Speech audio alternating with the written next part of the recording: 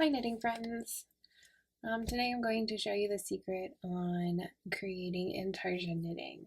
This means we're going to create a color work piece with blocks of colors where the yarn does not carry or travel across the back of the work. With intarsia, the important steps is you're going to twist and lock your colors together to create a seamless solid fabric. So let's go ahead and dive in. Please remember that I am a combination knitter, so as you work this, you're going to knit and purl as you normally would. Now we're just going to go ahead and knit as you normally do all the way to where the two colors meet.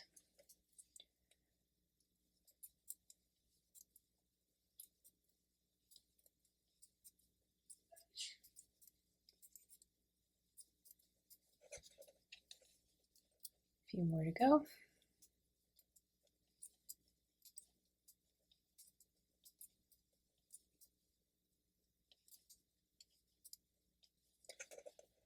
Now we've made all the way up to our second color. Now if I just drop this and start knitting with the other color, it will create a hole in the fabric.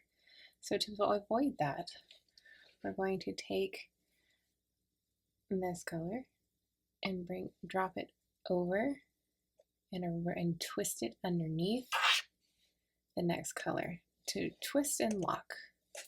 And then you just simply begin knitting the next color.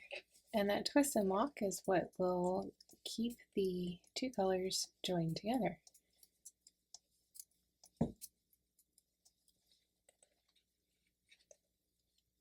And now it's a solid piece.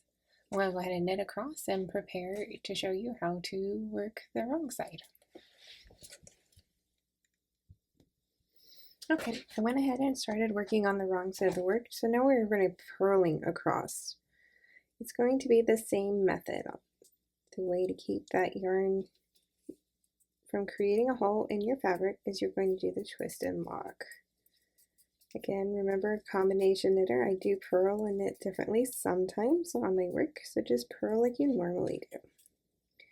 Now that I'm to where the colors are going to meet, I'm going to take the one I just finished working with and I'm going to cross it over the next color and bring the new color up over it to twist and lock it in place. And then you simply just purl to the end with the next color.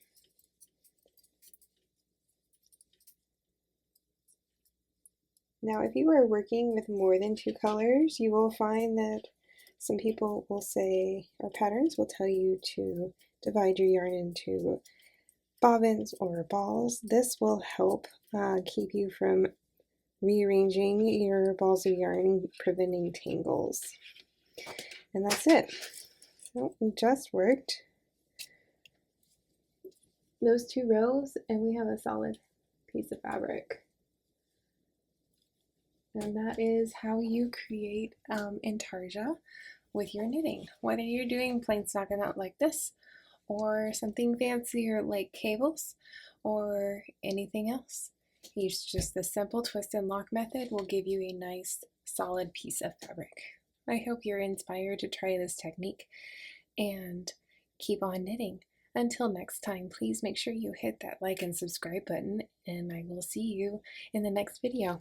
Happy knitting!